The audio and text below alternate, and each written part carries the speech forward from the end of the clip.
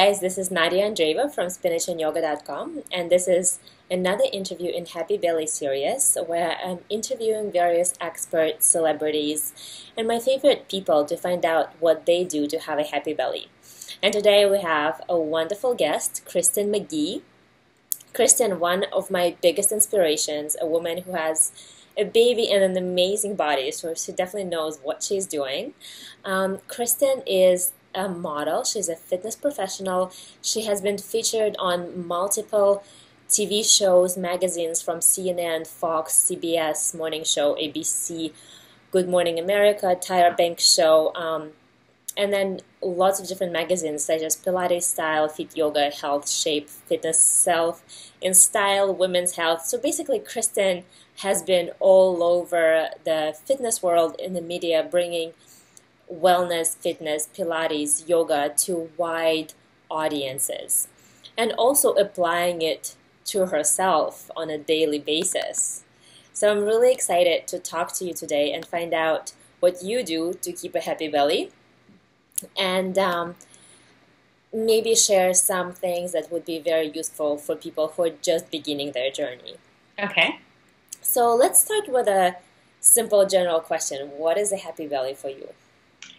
A happy belly for me is a content belly, a belly that has been nourished and fed really good, wholesome foods, a belly that's been moved, that's been stretched, that's been used throughout the day, and a belly that I cherish. You know, it held my son for 10 months. It's my center, it's my core area. When I feel like I'm leading from my center and from my gut and from my belly, I'm much happier. That's really cool. I like that you talk about a happy belly not only in terms of the food, but also the movement and the exercise, and also leading with it. So why do you think it's important to have a happy belly?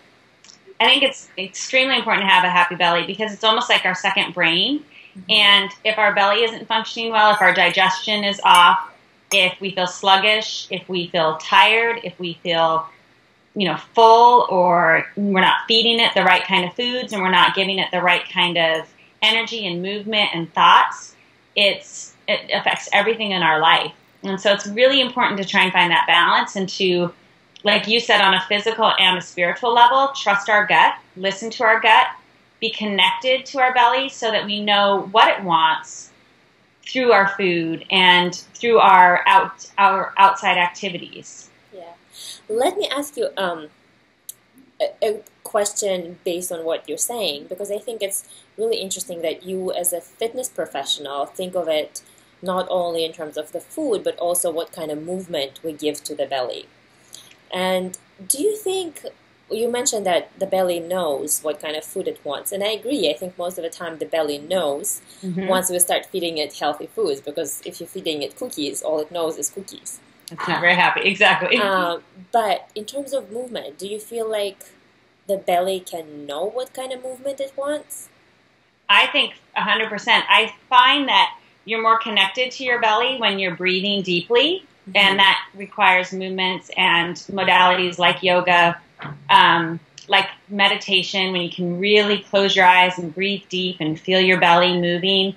Our belly wants to be massaged. It wants to be stretched. It wants to be twisted. I feel like twists are great for digestion and for helping with a sluggish gut. I feel like it wants to be energized. It wants to have to support our trunk because everything comes from our center. So movements like Pilates, core exercises, boat pose in yoga, things that really connect us to the strength of our core and allows us to use that strength without being tight or restrictive. It's not like we're doing a ton of crunches that makes it tighter. We're doing something that finds our lift. It's like our inner girdle, our inner support, and it's about training our core functionally.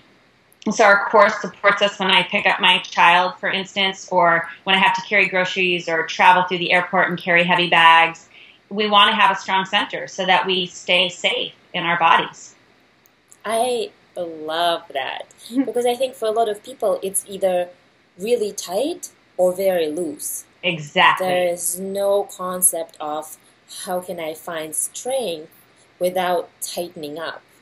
Yes, strength without tension, that you want to find that nice support without it being tight and restrictive, because it also doesn't feel good. Like if you wear a super tight pair of pants to dinner, it doesn't feel good to eat your food and have that tight constriction. It's a matter of really finding the balance of, allowing your core to be strong, but to not grip or to tighten it in a way that doesn't allow for freedom of movement. Yeah.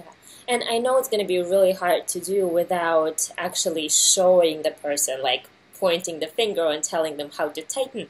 But if you were to give a general cue that maybe women can start using when they're going, whether to a yoga class or to Pilates class or even to the gym, or maybe even in a day-to-day life, what can they think about or what can they imagine? I think a nice analogy is to imagine an inner sponge so that you still get that nice, juicy freedom in your belly. But when you squeeze the sponge, you find that support and you find that lift. So imagine right now, you can do it yourself. Like doing.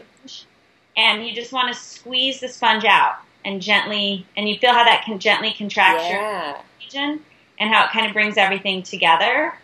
So you're just kind of finding that gentle motion of, it's moist and it's still juicy and it's not like you're tightening it, but you're just giving it a gentle squeeze. And eventually you'll start to find where you need to contract. You can also imagine, so there's a Kegel exercise. A lot of strength comes from the very base of our spine. Yeah. So you can think of your pubic bone is in front, your tailbone is in back, and you want to try and bring those two to meet each other. So as they come together, you find that lift from the very base of your spine or your pelvic floor region. So between that lift and the sponge, or if say you had an inner girdle that you were just kind of, sometimes I feel like a girdle tightens people up a little too much because they think of the restriction. But I find like a sponge is just kind of a nice analogy because it's still soft and it's still malleable. Okay. Yeah, that's really cool. Like I'm sitting and playing it. But when you squeeze the sponge, you get that good contraction. Yeah. So does it mean that somebody can just sit at work and kind of do their core by squeezing 100%. the sponge? I find that it's the best thing to do is to use your core throughout the day. So you're not just using it for that hour that you're in Pilates or hour and a half that you're doing yoga. Your core is supporting you all day long. And so you really want to find that nice, and you don't have to squeeze all day long, but every now and then if you've noticed that you've slunched and your belly's sticking out, find that nice inner support and come back and set. And then notice that your breath is freer and your spine is longer and you feel a lot better. Yeah, and another thing that I'm noticing, it would be an amazing exercise for somebody who has a tendency for bloating because having that sponge is going to increase that internal digestive fire because it brings so much more circulation to the stomach. 100%. And if you think of the sponge too, you don't want the sponge to dry out.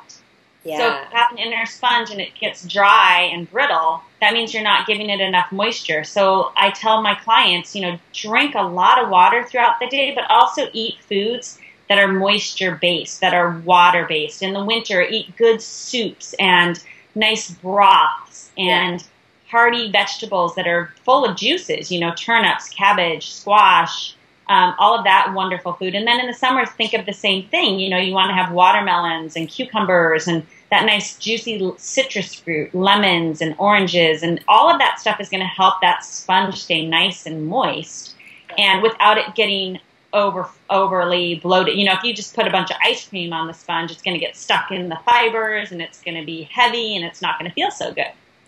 I like that. I really like that analogy. Kind of harder to wring out the ice cream as it is the water, Yeah, I bet. I guess I'm trying to think of a cheese. I guess the cheese is not going to go through a sponge at all. No, you're right. Okay. So, and I think that helps with the regular analogy. Like cheese is one of the harder foods to digest. There you go. Exactly. Yeah. So what do you do day to day to keep your belly happy?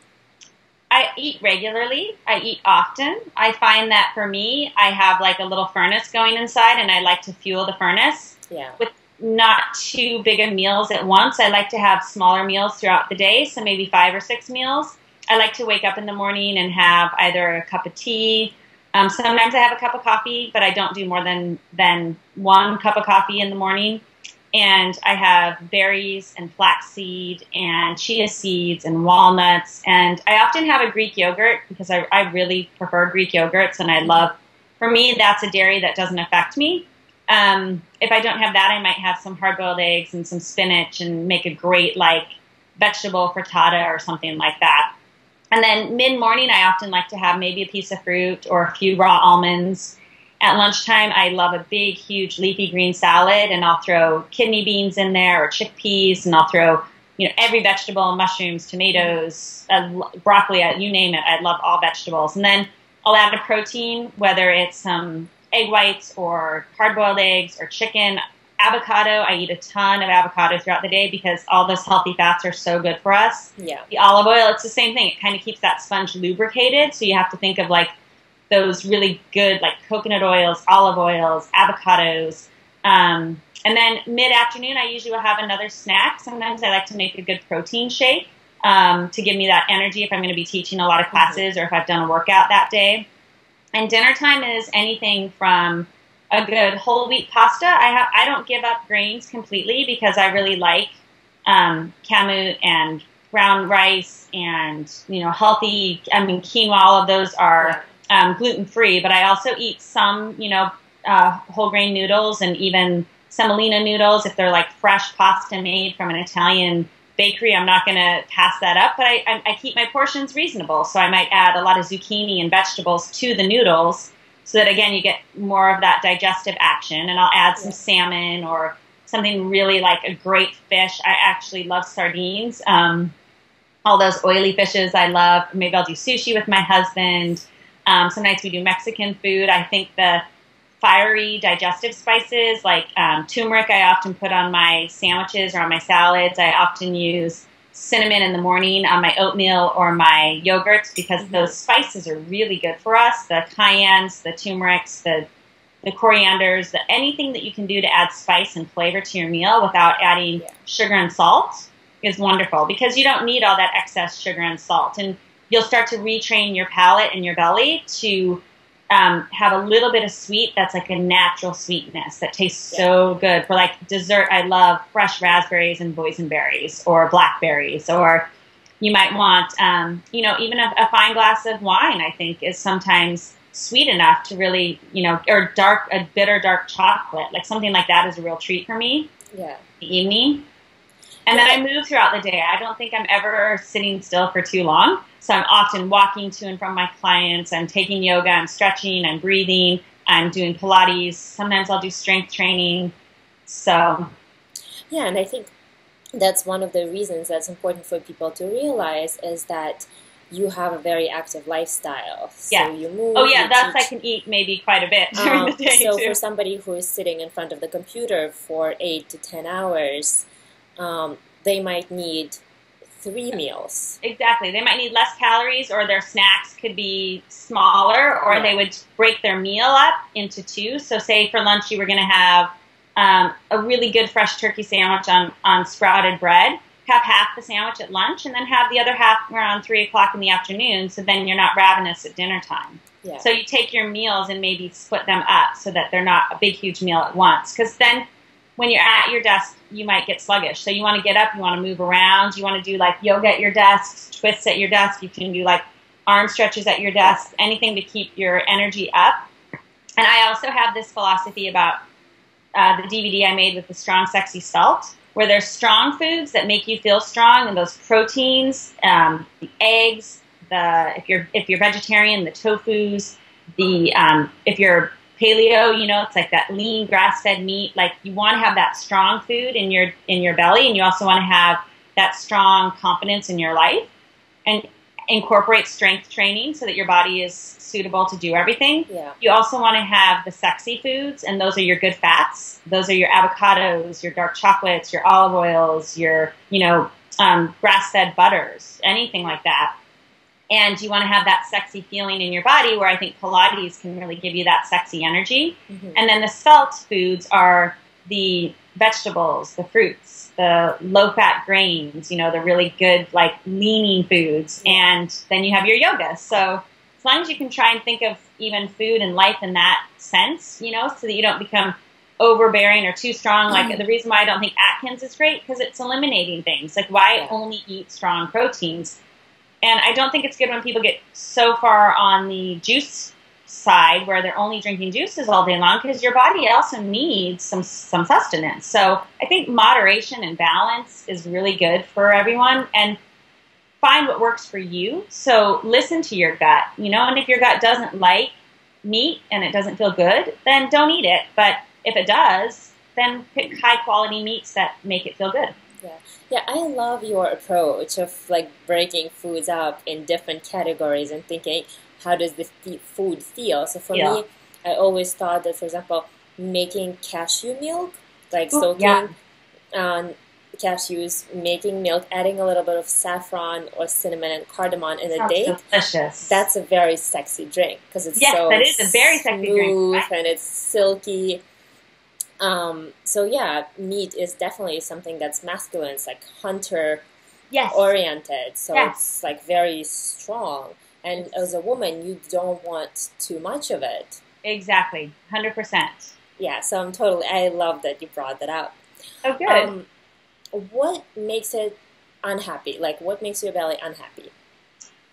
A lack of movement for me, especially. There's times when, after having my son just recently, I'm with him so much and I'm trying to fit in like mommy and me moves and things that I can do with him. But then there's days when I'm not able to get a really good long workout in for myself. And I start to feel kind of depressed because I'm like, oh, I wanted to move so badly. I wanted to really move a lot. Yeah. That makes me more unhappy than even eating something that's not, like, sometimes I might have some French fries, once in a blue moon, and I'm not a big French fry person at all, and I can taste a few of them, and I can feel like they taste good, and it's kind of nice to just have, like, something like that every now and then. Mm-hmm. But if I eat too many, I wouldn't feel good at all. And more often than not, my body is never craving French fries. But, once in a blue moon, if my husband and I go to the Shake Shack and get a hamburger and some French fries, I'll share a few fries with him, and it's not the end of the world. But in general, a lot of foods, like I just have learned my body just doesn't like foods that are packaged or full of saturated or trans fats or full of sugar, way too much sugar. I taste it right away, and I'm like, ooh, that's too much, or too much salt, or just anything in excess like that. Yeah, and I think it's amazing. And lack of sleep makes my tummy sad. Yeah. I need more sleep lately. And I think as a mom, it's a totally normal thing. Yeah. But it's interesting that you notice too much sugar or too much salt, because I think a lot of people lose that sensitivity when they eat it all the time. Yes. And when your diet is pretty clean on a day-to-day basis, when you buy something or when you're in the restaurant, it just feels so overwhelming. Yeah, you can feel it immediately. And I think it lasts only for first few bites, and then you lose that sensitivity. Mm-hmm. So like in studies, when they show the taste buds adapt very quickly. So the first 3 bites are the strongest sensation-wise, and then it kind of goes downhill from there. Yeah. So it's wonderful to retrain your taste buds to kind of let them become sensitive again. Yes. So thanks for bringing that up. For somebody who's just beginning their journey, so most people when they're beginning their journey and they feel that they're bloated or they don't go to the bathroom every day, their main focus is only on the food. Like, what can I take out that's going to make me feel better? Which makes it very one-sided, because as you noticed, movement is a huge part of it. Yeah, movement and sleeping well and doing things that you love and being a happy, optimistic person is all very important to the equation. And I think instead of focusing on what you need to eliminate in the beginning, focus on things you can add. Yeah. Because if you start adding really great, high-quality foods, chances are your body's going to quit eating the less, the more refined, not as nutritious foods for you, because you'll start to notice the difference immediately. And don't feel like overwhelmed, like, okay, I need to start eating kale, or I need to start juicing. Like, go with something a little bit easier, Maybe get a bag of fresh organic spinach. Don't feel like you have to go to the extreme of something that's so opposite of your diet. Yeah. But find where you could, like, okay, if you eat pasta every night, can you have half that pasta and make the other half zucchini tendrils, or add some greens to that, so that you slowly start to incorporate foods that are going to balance things out and make you feel a lot better. And even if it's, I'm going to get one salad into my day every day, whether it's a small starter salad before you eat your meal, because studies have shown too, if you eat like a good little green salad before a meal, you might not eat as much, or it might be a salad at lunch. Just start to slowly incorporate things, because then the other stuff will start to naturally eliminate. I feel like it's really hard when you put all these restrictions on yourself and you talk about, I'm going to get rid of this and get rid of that. Instead, be kind to yourself. Say, I'm going to start giving myself really amazing, nourishing, beautiful foods. And I'm going to experiment and go to a farmer's market one weekend and look at all the great colors and textures and sights and say, oh my God, that looks really good. I might try it. Yeah, I love that, about treating yourself well and choosing foods that look beautiful to you. Yeah. So it's more about creating that beautiful environment. So yesterday, I'll just give a short example, which I think we get in this frame of mind of like, check mark, did I eat my greens? Check mark. Yeah. And it doesn't matter what they looked like. It was just kind of like throw everything together and it looks like a garbage pile on your plate. And recently I started experimenting, and before running into the kitchen and rushing and making a stew or whatever, now I make candles and I put on music. Like you take your time and you set the environment, and and instead of stressing out about getting all the vegetables in one plate, I'm choosing one and making it the focus of the meal. That's great. Yeah. So yeah, thank you for sharing that.